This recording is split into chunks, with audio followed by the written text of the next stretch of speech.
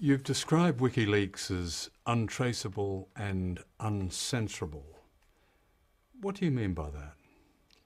Well, nothing in this world is guaranteed for sure.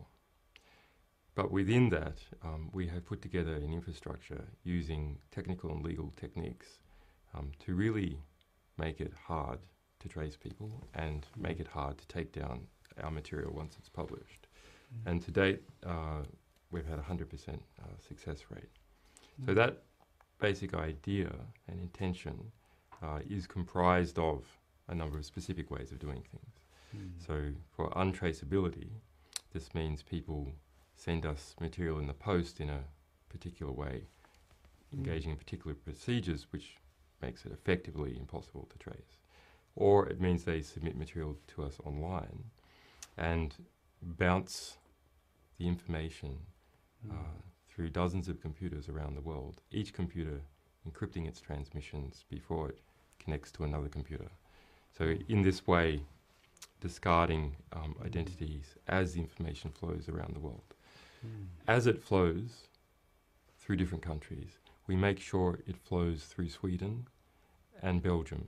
And these two countries have specific source protection laws. In Sweden, as part of the Swedish Constitution, the Press Freedom Act, and in Belgium, a specific law dealing with the communications protections between a source and a journalist using any means whatsoever, including electronic transmissions. For publication, this means housing our servers in many different jurisdictions, such that any sort of interim attack on us, interim injunction, is not going to take the information down entirely. It may knock it out here, it may knock it out there. But we can put up servers and gain support and respond legally fast enough such that the information is not going to be removed from the public. And that has been what has happened to date. We have never lost a court case in any jurisdiction. Important thing to remember. But there have been interim attempts to injunct us. And while those interim attempts have gone on, we have managed to keep publishing. How many documents of real value have you been able to accept and publish? Well, it's hard to know how many real value. I mean, this is in the eyes of the beholder. To us, all information that is true has value eventually. It may only be a very small value to someone somewhere, but getting that information into the historical record, padding out the historical record, provides a sort of richness to every other bit of information in the historical record. So if you're talking about things which have clearly changed outcomes of elections or clearly introduced some law reform or clearly brought perpetrators to trial, then this is in the hundreds, somewhere in the hundreds. For the clearly changing governments or elections or having ministers deposed, this is maybe half a dozen to 10, something like that. That's the power of information. It's an old truism, isn't it? And this is such a modern, ultra-modern form of getting it out. It must frighten a lot of establishments and authority, and especially governments. What governments have been successful in blocking it? In blocking WikiLeaks? The governments that have clearly tried to interfere with readers' ability to look at what we publish and leakers' ability to give us stuff, China is the worst offender. China has the most aggressive, sophisticated sort of interception technology that places itself in between every reader inside China and every information source outside China. And so we've been fighting a running battle to make sure our information can get through. So there's all sorts of ways that Chinese readers can read our site, but the first thing that they try doesn't work. The first thing you would imagine doing, just go to wikileaks.org, that doesn't work. But variations on that do work. Iran has blocked us as well for a period. However, we are now unblocked in Iran. The Australian government has added us to their list of secret internet sites that are to be blocked once a national sort of filtering system is put into place. That national filtering system has not yet been put into place, but if it is, we'll be on the list. That's the only Western government, is it? There's also Germany. Has done a similar thing to Australia, and they're in a similar position where they're trying to get up this national censorship system. It looks like it's not going to pass constitutional review. It looks like it won't get up. But something important to understand is what happens in the West is privatized censorship. So, like most other institutions in the West, censorship has been privatized, and that means that big corporations go through the court system to get injunctions and use the coercive power of the state, the ability to deploy armed police to force a court order. They use the court apparatus to do that. There's other ways censorship occurs in the West through economic pushes and so on. But to give a specific example, a private bank, it deals with wealthy private clients, minimum account balance of $1 million, hides their assets around the world to make sure creditors, ex-wives, police, tax department and so on can't get them. We revealed their trust structures in the Cayman Islands, the beneficiaries who set up the trust, how much money was in it, and so on. And they attacked us in the United States.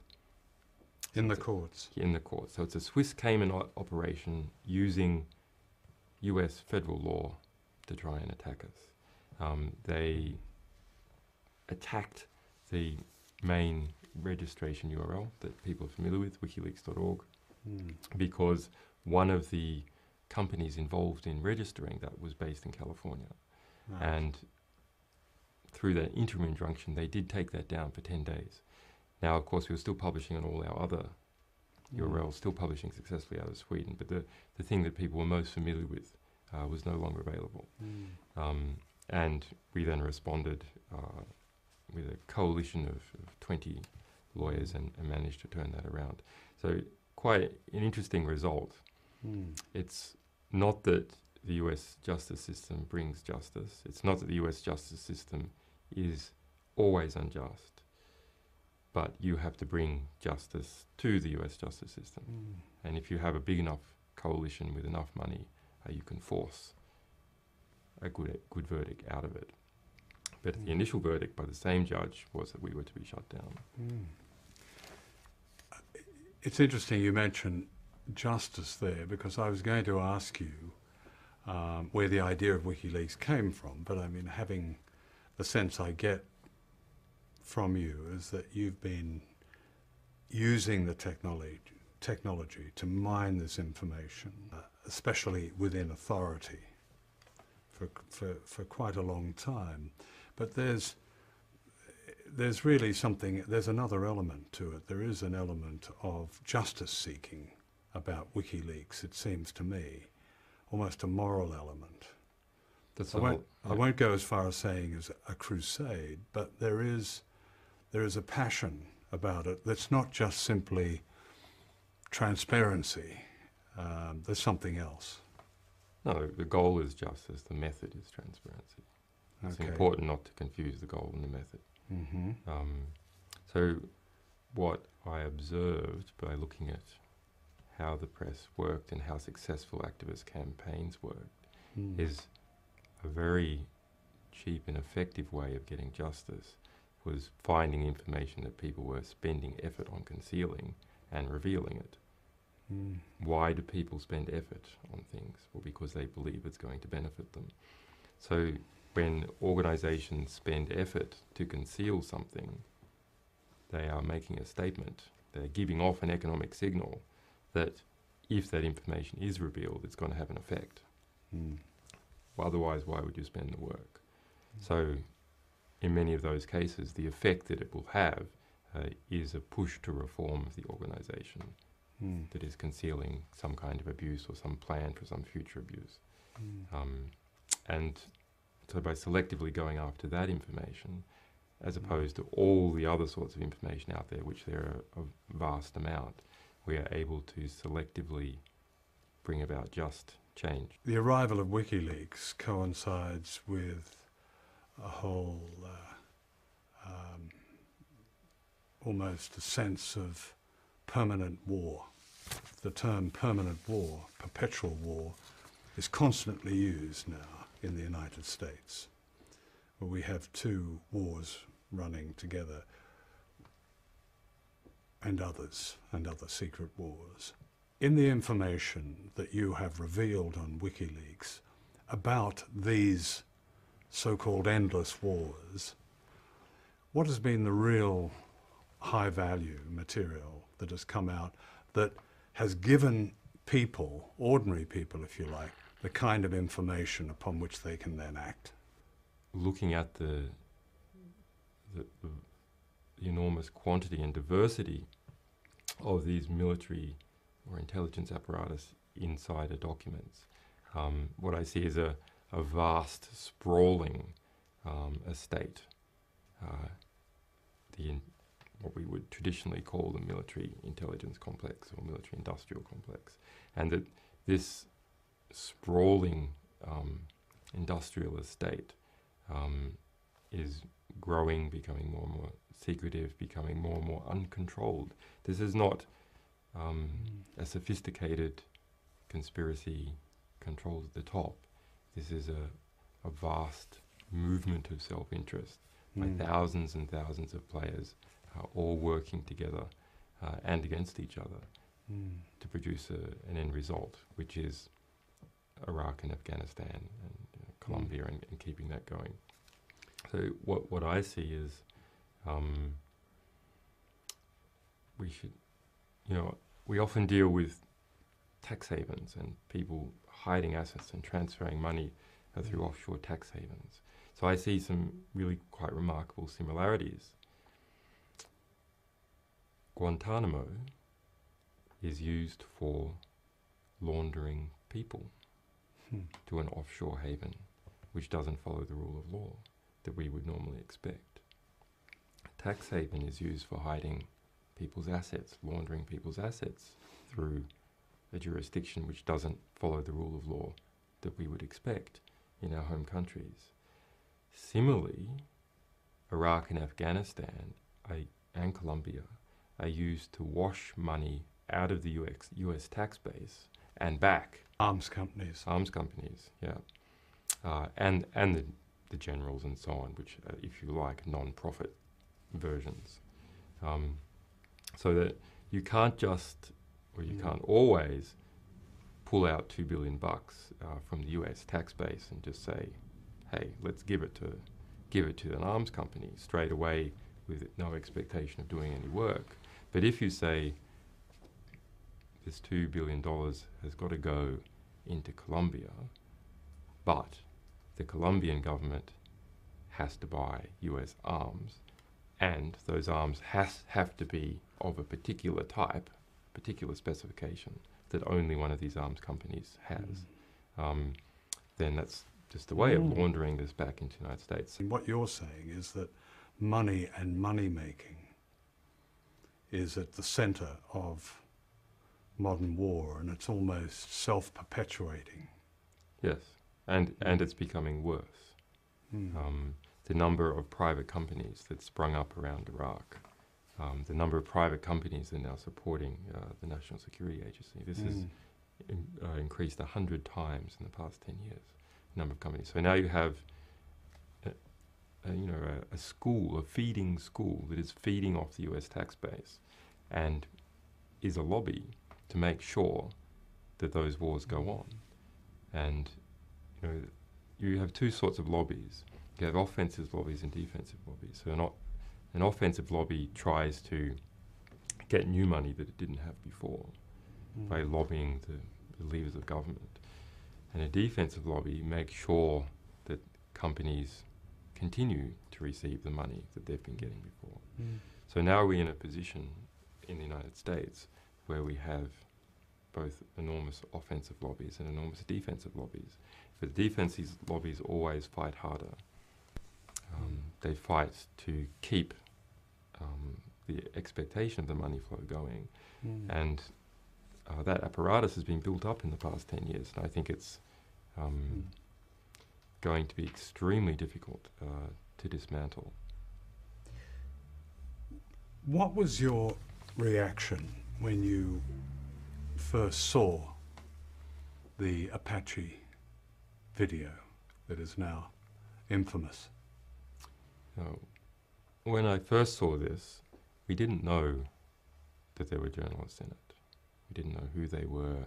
We didn't know the circumstances. We knew this was a tape of a helicopter attack, and otherwise nothing. So I could immediately see that this was, a visceral attack on people walking in a street in a relaxed manner. But I didn't know, were they armed? Were they really the bad guys?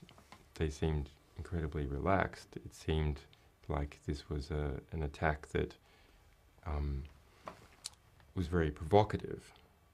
So if these people were insurgents, then they were insurgents having a break playing on the street in a suburb. But as we dug deeper and deeper, the situation became more and more appalling. So we found that clearly nearly all of these people were not armed. Clearly there were two cameramen there holding cameras, not arms. These cameramen turned out to be Reuters news reporters. Then looking at this wounded man crawling on the curb, we could, spending more time in the detail, it was clear that there was no arms being picked up, that he was just being rescued by a passerby. Could you hear the voices? Could you hear the voices from the helicopter at this point? Yeah, we could hear the voices from the helicopter, and sort of the grotesque language that soldiers have. What really struck me was not this very dark, grotesque humour. I can accept that people exercise black humour, very black humour sometimes in war.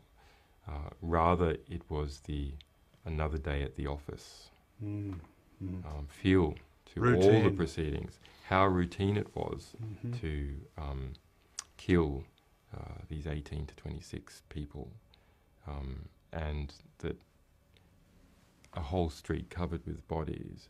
The reaction to that was nice. This tape, for me and the other people involved, made nice a dirty word.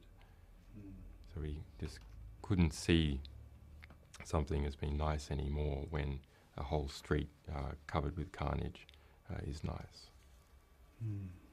Nice, yeah. The reaction. Now let me ask you, what did you make of the reaction to it in the media, the mainstream media reaction to the release of this video? We've been involved in, obviously, many different stories that have produced fallout in the United States and in other countries. But this one was of a degree and of about a specific issue that we were able to sort of plot how all this unfolded and blew out and what the back reaction was. So initially, on the TV networks, there was an attempt to immediately downplay this. So, for example, CNN, Wolf Blitzer, they only showed, they took the first segment, which is not the most appalling one, the first attack, and then blanked out all the shooting, and then said this was out of sympathy or deference to the families. But there's no blood here, you can just see dust coming up.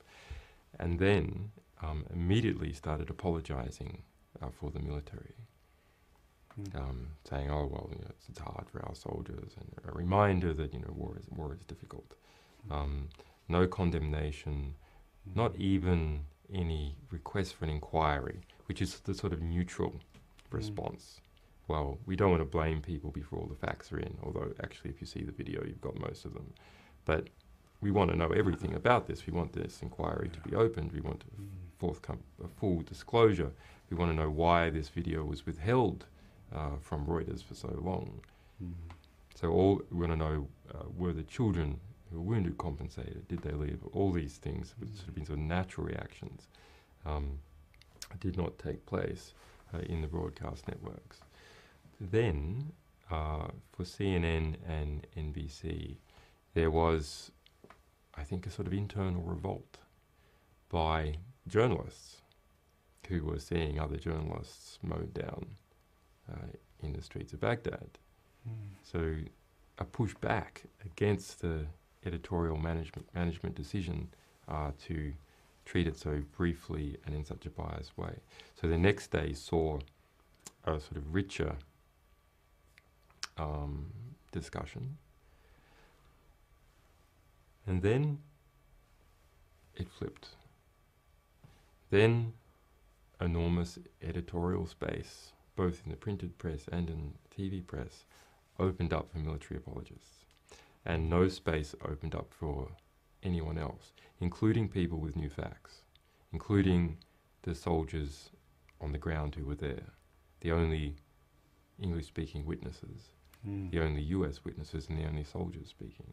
Those people couldn't get into the mainstream press and couldn't get onto TV. Talk about the one soldier who, his name was McCord, is that right? Yeah. One of the soldiers on the ground who was one of those you see arriving at the van. Ethan McCord. Ethan McCord. Is a soldier about 30 years old, was in the ground unit that was being serviced, if you like, by the Apaches in the sky.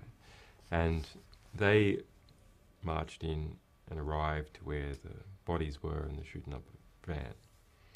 And Ethan heard the child crying in the van hysterically and pulled out the girl, saw the boy and thought the boy was dead.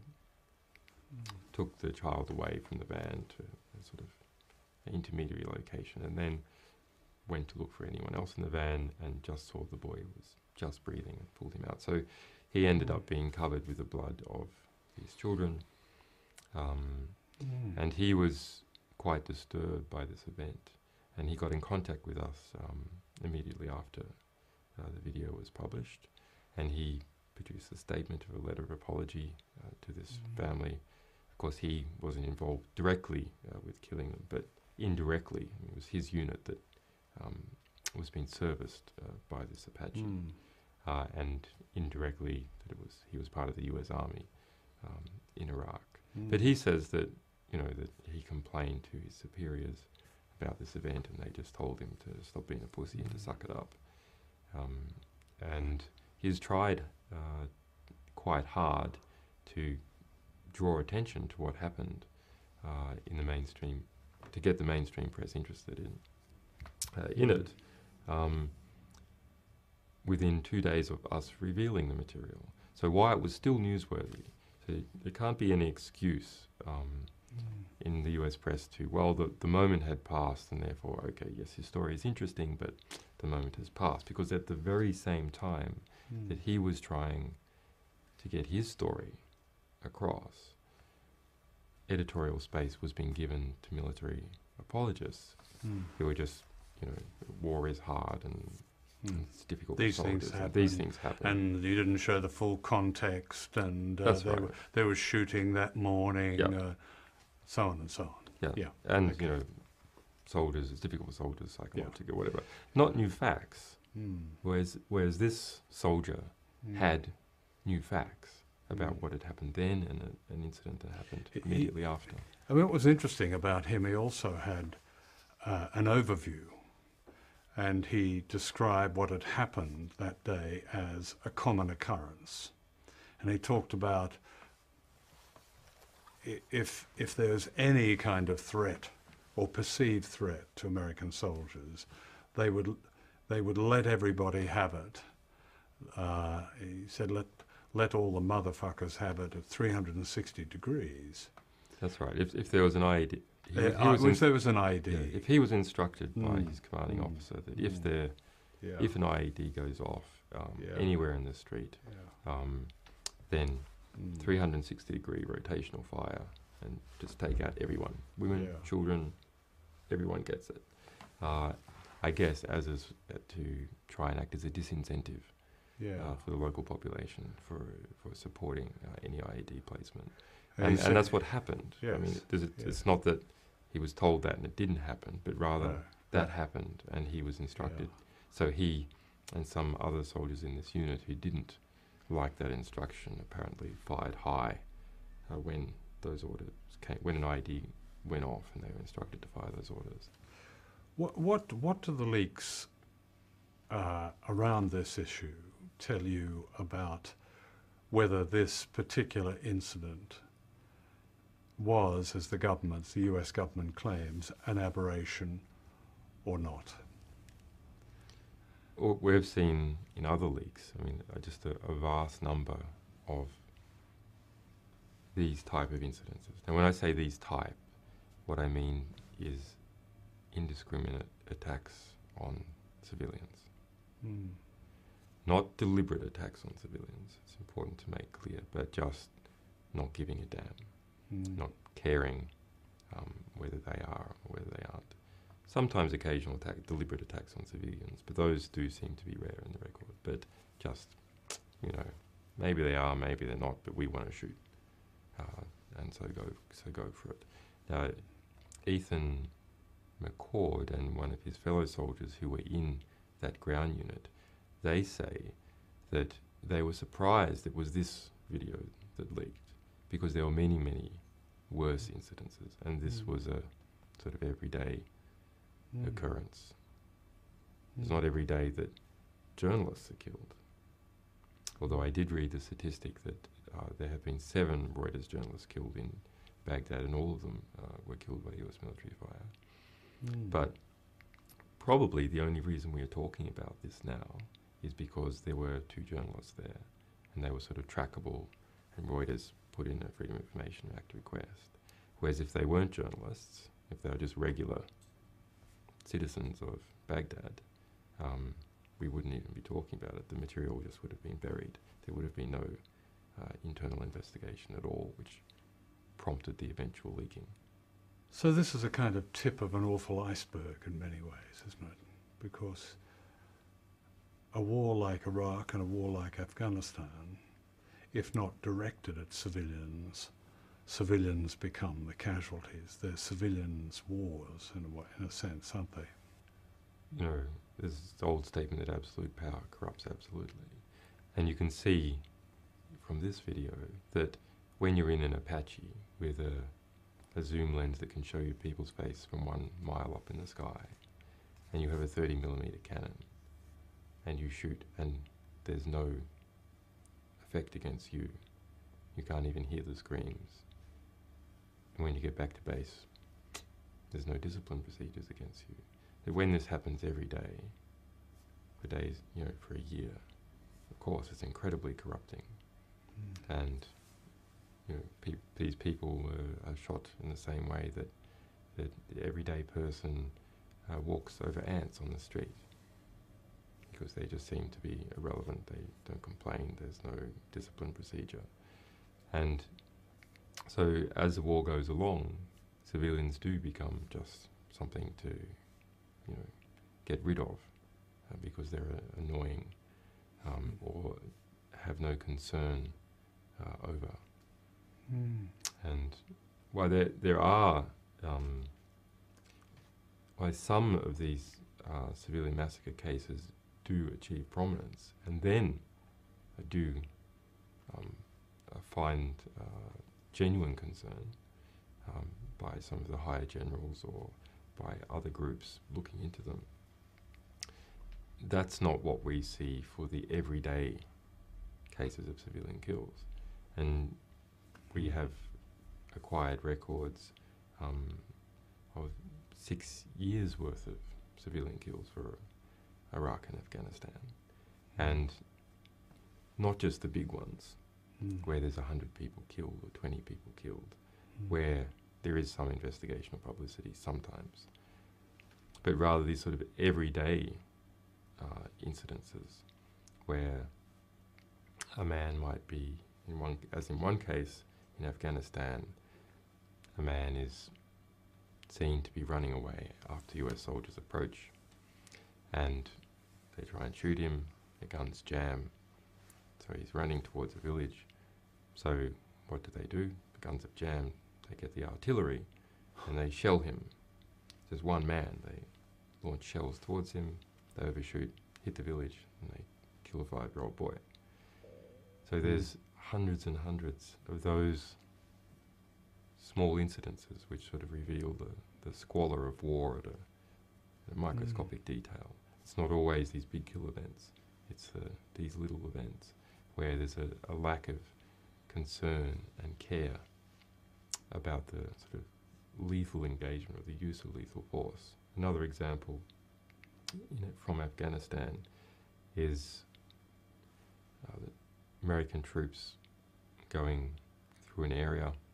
They're not receiving fire, but they see some unexploded ordnance. They see a 1.5 meter shell just sitting there in a sort of dusty area. And could it be a booby trap? Possibly. Could be a booby trap. Might not. I mean, they could just walk past. What should they do? Should they shoot it? Should they call in their bomb disposal squad, which is what you would normally do, and have it taken care of? No, they call in airstrike instead to take out just this one unexploded shell. Now, presumably, that these are guys in Afghanistan. They're bored. They want to sit on. They want to see what an airstrike's like up close. It's very easy. It's in the daytime. So they call an airstrike. The airstrike overshoots. The shell hits a village. So this is sort of just a lack of concern, a lack of care. Are these particular incidents from the documents that you've released in July? Yes, that's right. Yeah, and there's hundreds and hundreds like that. Can you just describe almost the panorama of these documents? They're across Afghanistan and Iraq. And Iraq. So for Afghanistan, this is 91,000 reports by troops on the ground and by some intelligence people back at the base. These are done just after an event happens or are updated during the course of a day. So they're sort of raw data before Pentagon spin doctors have had a chance to massage it. Although that said, sometimes troops don't put things in there that might incriminate them either. And for Iraq, this is 490,000 reports over the same period. 490,000? 490,000 over the same period of time. That's a hell of a leak. Yeah, that's a really extraordinary thing. This is the most finely detailed history of war that has ever been disclosed. Precise times, locations, kill counts. Although the kill counts are sometimes massaged, but kill counts, people detained, what happened from the US troops' point of view. Now, they're not reliable narrators, but you can't hide everything when you're producing so much detail so quickly. And it's just extraordinary. So we wrote a computer program to add up all these kill counts. And so for Afghanistan, this is in the hundreds of thousands. Hundreds of thousands? Hundreds of thousands. It's important to remember this wasn't just we got an aggregate figure of 100,000. This hundreds of thousands is a result of adding up all the individual cases which are documented. So the individual cases, the highest kill count was 480 or so, related to a stampede that occurred on a bridge. 480 people were killed. Checking this in the news reports, it seems like it was more like 1,000 people were killed, but in the internal US military reporting, it's 480 people who were killed.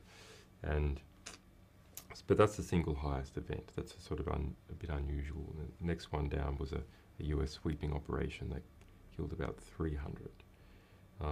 Some of these events are, on the surface, disturbing. So the highest kill count event in Afghanistan killed 181 people in a US operation led by Canada called Operation Medusa. in December 2006, and that kill count of 181, there was only one wounded. One wounded. One wounded. It says no civilians were killed and there were no captures.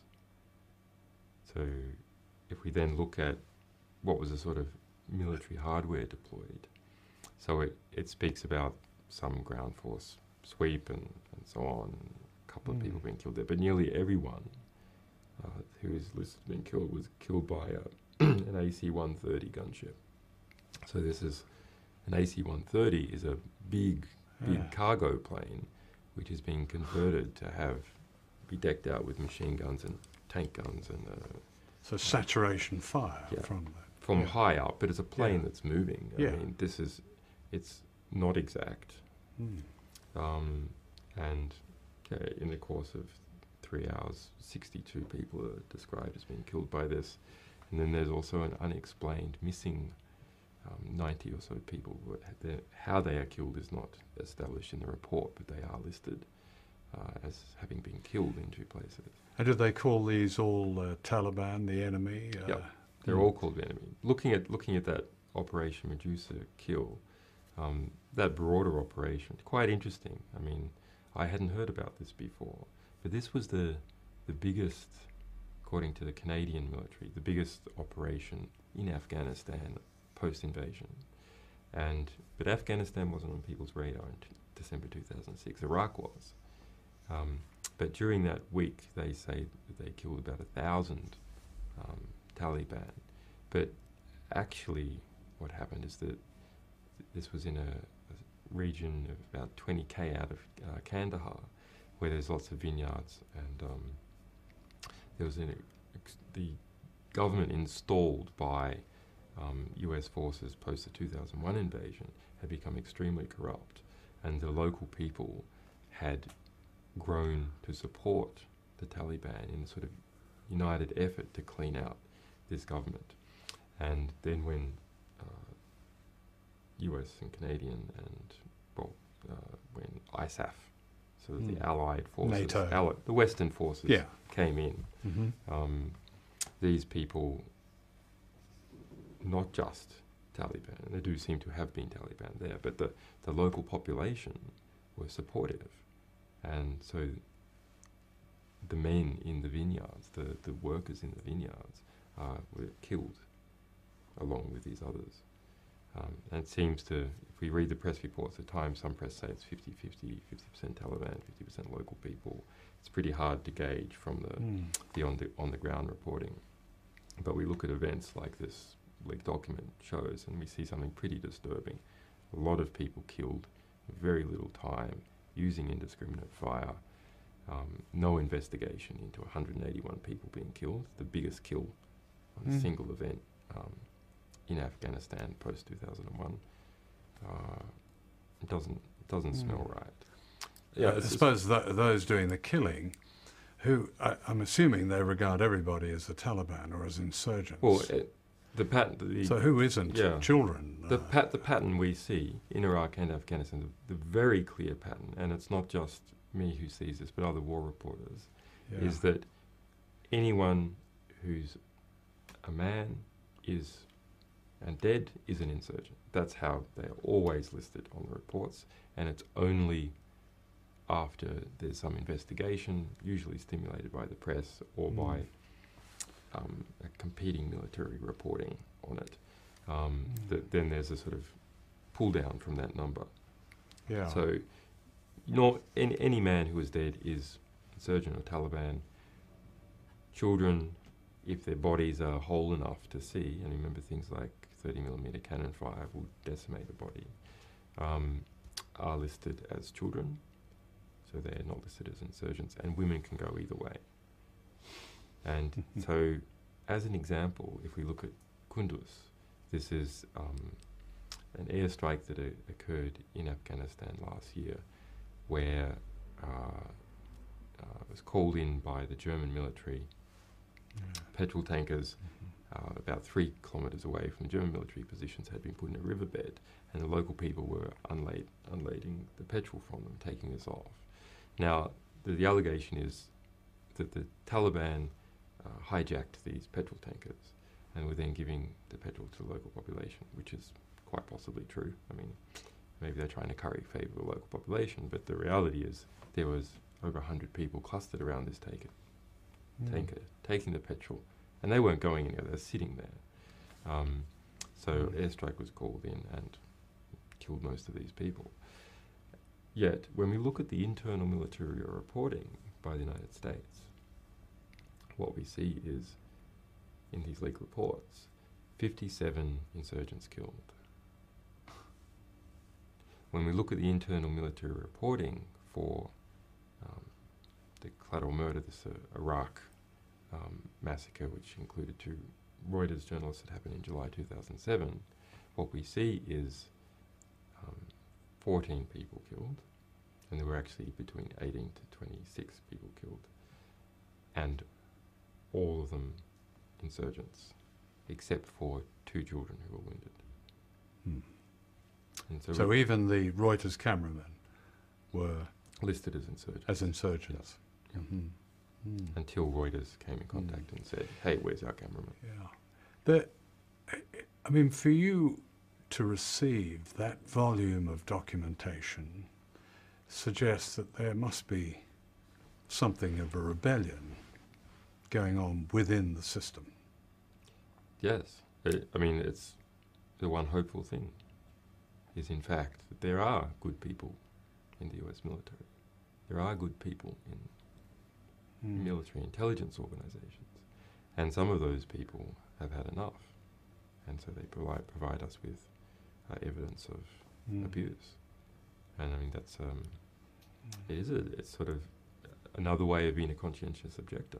And in fact, arguably a far more powerful way of objecting to the war. Yeah. And what about among journalists? Is there a rebellion amongst journalists? You said some time ago, I think, that journalists need to respect their readers and viewers. How do journalists, by and large, react to WikiLeaks? Of course, some are very impressed, obviously, but you've described, for example, the reaction in the United States with CNN and NBC and CBS and so on, as journalists being used to justify it. So how are journalists dealing with the arrival of WikiLeaks? Yeah, a very interesting mixture. So, it seems like all the good journalists support us and all the bad ones don't. But of course, maybe that's just my interpretation based upon their support. Probably a good interpretation. But it does seem that the more accomplished and independent the journalists, the more they are likely to support us. The more they are able, in fact, the more established they are as an independent journalist with their own independent reputation, that they can choose to take from one newspaper to another. They can choose to take from one network to another if they're stuffed around. It seems like the more they are able to state their support for us, whereas the journalists who are not in that position of freedom, that are more part of the group of the company, that they're company men, they're more likely to be critical. Because WikiLeaks is very threatening to systems. And the BBC is a system. The network making this documentary, ITV, is a system. So individual journalists, as opposed to the organizations that they're working in, are supportive of us in that they may be able to collaborate with us or use our material. And that can be extremely important material. And some people have an ability to see that, and they want to help and so get that material out to the public, or bring extra angles in on it, or use their existing understanding to help flesh it out. So they see us as, as colleagues. And then we have a group that sees us as competition, that sees us as a threat. And in the regular sort of competitive sense, but also in that we are demanding certain standards, certain higher levels of information, harder to get information, and the use of primary sources in material that has been released in print. So that makes them have to work harder. So they see us as a threat. And then there's another group that appreciates what we're doing because we're drawing the fire. So we are the free press vanguard. We are the sort of defender of whistleblowers, and we move that whole field further out. And that creates a sort of a vacuum behind us into which these people can come, which doesn't have any fire, because we're attracting the opposition by pushing the envelope. And that's quite nice, because over the last 4 years, we have been changing the standard. So to some degree, we are now the status quo. We are something that exists. There's an economic and political and social niche. You're the mainstream. I won't go quite that far, but there's an understanding, a political and economic understanding that there is a place for WikiLeaks in this world, and that if we were to disappear, that would be something new. It's quite interesting that how you've shifted in. I mean, here, the Guardian media pages every year lists the 100 most important media people. You've probably seen this. This year, they've included you. Yeah, this year, 58, but last year we weren't in there at all. That's quite an improvement. The fact that you're in there is interesting. Very interesting. I mean, it's true we do have some influence, but I think it's also the case that those people in The Guardian, whoever put that list together, and I'm sure it's a totally accurate list, but I'm sure that's also a desire. There's a desire for us to be leading in that way, and that they want to support us and see that we do something beneficial for them, which is to open up this space. I mean, there's clearly a big shift underway, and we've talked about this already. But the shift is from traditional, so-called mainstream journalism, to what has become known as citizen journalism. Is that a very significant shift now? Is the whole nature of journalism likely to change because of this trend? It is changing, and the changes will be dramatic. But I'm not one to sell citizen journalism as being, at the moment, being a great answer yet. And because what I see in the alternative press is very little journalism going on. In fact, what I see is people taking the front page of the New York Times, using that as their issue of the day, and saying, I don't agree with it, or I do agree with it. And when our idea is that our material would spark tremendous amounts of citizen journalism, because all these people who write opinion pieces on blogs and so on, when given the complaint, why aren't you doing any real journalism? Why aren't you going and research or investigating something? They say, well, it takes a long time to build up sources, so we don't have anything new to talk about, so we have to just analyse what the mainstream press are doing. So, but we have produced hundreds of thousands or millions of pages of new source material that these people could analyse and could report, and it's extremely rare that they do. So the specific example that I like to use is we got hold of a classified US intelligence report into what happened in the war in Fallujah. So this was a left cause célèbre, that invasion of the town of Fallujah in Iraq in 2004. Of course, Iraq itself had already been invaded, but Fallujah was some kind of holdout to the new government that had been put in place by the United States, the Coalition Provisional Authority. And that the circumstances of that invasion was some US contractors who were going through this area had been killed, and anyway, so not wanting to go into the detail, but that was a very bloody invasion, and it ended up with a pullout and a re-invasion some 5 months later.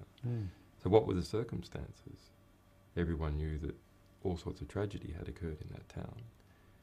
This report, in fact, revealed both how things progressed militarily, how things progressed politically, spoke specifically about Paul Bremer, who was the head of the Coalition Provisional Authority, the role of Al Jazeera in that town, the media war, as well as the on-the-ground war. The different tribal regions, classified secret via US Army ground intelligence. So we took this classified US intelligence report about Fallujah and released it. So all citizen journalists, academics, employed journalists could analyze it, write about it, call up the US military, ask them about it, ask the countries involved, human rights groups, what was going on, etc. This was the raw primary ingredient that you needed to actually do some journalism. And mailed this out to 3,500 people on our mailing list. And the result was not a single citizen journalist did anything. The first person to publish was a friend, Sean Waterman at UPI. He was the national security reporter. And then another 5 professional press journalists.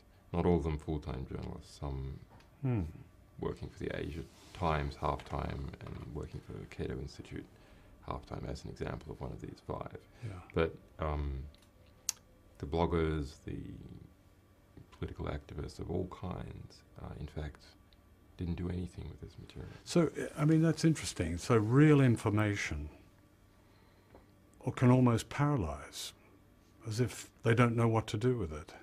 Well, over time we are seeing that we're sort of training people up a bit. So it's getting better over time. People are starting to become used to this military information and nomenclature, understanding that when we release it is definitely true. But a very surprising effect. I mean, that report, as an example, it looked good. It wasn't just that it had important details. It wasn't too long. It was only 30 pages. It was accessible. It had a nice map of Fallujah on the front, split into tribal regions. And no one picked it up? No one picked it up. And eventually, professional press picked it up. You're making some very serious enemies, not least of all a government engaged in 2 rapacious wars. How do you deal with what must be a sense of that danger? Do you ignore it, or do you accommodate it within yourself?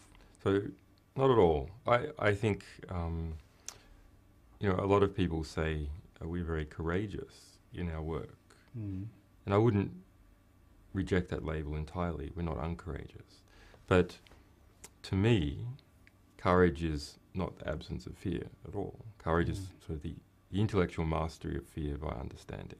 So we just understand what the risks are, and having understood them, we're able to navigate the path through them. One of my good friends who's a reporter for the Standard newspaper in Kenya, investigative head, whenever he is about to publish a big story exposing the Kenyan government, and the newspaper was raided by the police a couple of years ago, he publishes, he goes to Tanzania, he waits to see what happens. Eventually it becomes clear what's going to happen, and he comes back. If he doesn't understand the risk, if he understands the risk and he sees that it's relatively low risk, then he publishes and he stays in Nairobi. And so that's how we work. What do you do? Because you're, I would have thought, unlikely to go to the United States at the moment. Well, in July of 2010, I had 3 speaking engagements in the United States. including one at the Investigative Reporters and Editors Conference in Las Vegas. A panel there with Scott Risen, New York Times national security reporter, and Valerie Plame was also on the panel. I cancelled my visit to the United States because of some information that was coming out from our sources within the US administration saying that it would be a danger to me to go to the United States. In the Pentagon recently, I asked the Assistant Secretary of Defense, Brian Whitman, this. I said, can you, as a senior official of the United States government, can you give a guarantee that the editors of WikiLeaks and the editor-in-chief himself, who is not American, that's you, are not in danger, that they themselves will not be subjected to the kind of hunt that we've read about in the media? And his reply in a nutshell, well, first of all, it's not my position to give guarantees on anything. I mean, how do you feel about that? Well, it sounds like keeping all options on the table to me. But they're not good options, are they? I don't want to dramatise this too much, but you're in a sort of unique position in a way, aren't you? I don't think there's been a WikiLeaks before. There hasn't, and they don't know how to deal with us. And there's no, I mean, something that has preserved us is that there's no, in the United States or in any other country, there is no department to deal with WikiLeaks. Yeah. Most of those government departments are split up into regional focuses. So there's no sort of specialist in dealing with what we are or understanding what we are or understanding how to deal with this. But, I mean, there are serious statements coming out of the US administration under the surface that imply that they would not follow the rule of law. They would not follow the rule. Implied that they would not follow the rule of law, and that is a serious matter. There's a certain record there, yeah. And there were senior figures like Cy Hirsch giving me warnings, a famous US national security reporter. And so, I mean, we listened to those warnings and took appropriate security precautions. That said, I think our political position in countries like United Kingdom, Australia, Iceland, Germany, and other countries with less strength is such that it is impossible to, arrest me here in the United Kingdom. Politically, it is just not possible to do that. Now, why some intermediary bureaucrat might do it and not understand the political risk, eventually the matter would be pushed up high enough, and people with better understanding of politics will go, do not do that. That's just going to create a terrible political dilemma for everyone concerned. Don't do it.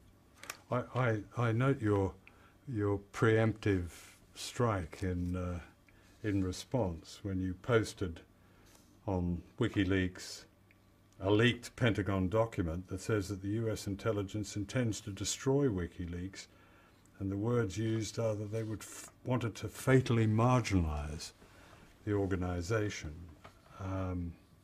And destroy our center of gravity by using the sort of military language, which is what they say is the trust that sources and public have in us. If they can destroy that, then they can stop US military whistleblowers coming to us. And they say the word whistleblower. I mean, they're not talking about, or at least not just talking about unauthorized disclosures, which may or may not be revealing abuse. They are saying whistleblowers, people who reveal abuse. They give examples. Examples given are Guantanamo Bay, when we released the main manuals for this, which revealed that they are hiding people from the Red Cross, falsifying documents and so on.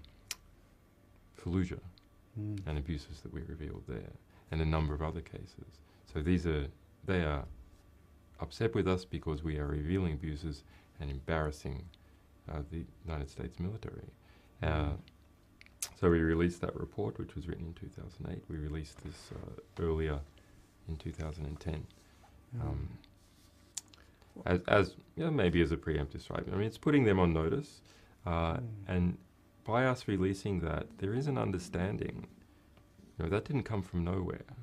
That report clearly came from some intelligence insiders in the United States. We have support inside the US intelligence community. So it is difficult and dangerous for people within the US intelligence community to try and investigate us, because there will be dissidents that will step forward and reveal that. So they have to tread very carefully. What happens when you return to Australia, your homeland? Because when you went back recently, they took away your passport, saying that it looked worn and something you perhaps needed a new one. But miraculously, you didn't need a new one. They gave it back to you sometime later. Yeah, and just a little bit after that, they also searched my bags and made references to the Ministry of Foreign Affairs and Australian Federal Police, specific information that had to have come off their database file. So it's quite interesting. In Australia, I mean, there is a sort of patriotism in Australia that is proud of WikiLeaks and proud of me. And that is defensive. And as a result, there have been very positive articles in the Fairfax Press and in the Australian. So I'm told by my politically connected people in Australia that it would be extremely difficult to arrest me, detain me, or deport me, or our other volunteers in Australia. That said, there has been extensive spying on our people in that country, which I assume has been agreed to in some way by the Australian government, and we have some information about the Australian government being involved in that. Is it hard after a while to keep these shadows at bay? Do you get used to them? You must say to yourself, look, I can't become paranoid about this. I'm going to live a normal life. Is that difficult? Oh, it's become pretty easy. I mean, we have some security precautions, we have some security procedures, we have different people doing different things in different places depending on their need for security. For me, I mean, it doesn't matter if I'm followed around, provided I'm not meeting with a source. Quite a few BBC journalists who have got in touch with me and want to talk about the pressure within the BBC. In other words, they represent the kind of rebellion that you're describing. What would you say to people like them in an institution like the BBC, or indeed journalists who are led by their conscience or just by their professional integrity within certain organisations? What would you say to them? What can they do? Oh, when your stories are killed, get them to us and we'll publish them. It's the simplest one. Or when the primary source material is suppressed, get them to us. I mean, you don't have to leave the institution. You can work on the inside and on the outside and keep this line between the two invisible. So what they can't get on air and what they can't get in the paper, give to WikiLeaks. Yeah. Now, unfortunately, that doesn't. There's not so much career motivation to do that because you kind of stick your name on it at the time. But later on, maybe you can put your name on it. When you leave the institution. What wouldn't you accept? Yeah. What wouldn't you publish? What leak wouldn't you publish? Unlike every other news organisation, we say precisely in policy what we will and will not accept for the material that we publish. So we say to whistleblowers, we will take material that hasn't appeared before. It is being some force suppressing it, legal or threat of violence or being fired, and that is of diplomatic, political, ethical or historical significance, and that you didn't write yourself. So, provided it fits that, we will publish it. Now, we might go through some harm minimisation process in the interim. So the only forms that has taken is, as an example, the British National Party, when we published their secret membership list. We contacted all these people ahead of time and we said, oh, we're going to publish this in a few days. We're giving you the heads up, just in case this, your telephone number being public and so on causes problems. You go and sort it out. So that has always worked so far. We're aware of no instance where anyone has come to any sort of physical harm as a result of anything we've published. We are aware of quite a few results where people have been fired or lost elections as a result of things that we've published, but that seem to be on the side of the angels. If at some stage that policy doesn't seem to be working, then we'll create a new policy. Remember, our goal is justice, our means is transparency. We don't confuse these two. The propaganda efforts of governments has become vast. I read an AP investigation that said the US was had spent 4.7 billion over the last 5 years on basically winning hearts and minds, not of the enemy, but of its own people. Yep. I mean, this kind of information war, and General Petraeus in his counterinsurgency manual refers to wars of perception in which the media is one of the weapons. So information war has never been more important. But what happens when WikiLeaks runs into the United Kingdom, which has some of the most draconian secrecy laws in the world, such as the Official Secrets Act? Is it more difficult here to mine information? We haven't found a problem publishing UK information.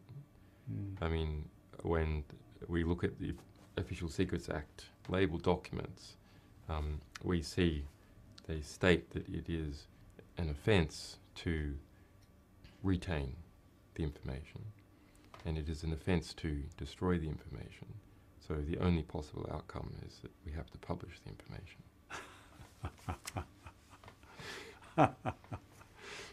And that's what you've done. Which we have done on many, many occasions. I noticed one of those that I had a personal interest in was one that from the Ministry of Defence, classified document that equated terrorists with investigative journalists as threats. And Russian spies. And Russian spies. Yeah, as in fact, in many sections of that report, investigative journalists are the number one threat to the sort of information security of the Ministry of Defence. That was a 2,000-page document on how to stop leaks from the Ministry of Defence, which we leaked. I didn't know whether to be offended or honoured. Well, it's nice to be having an impact.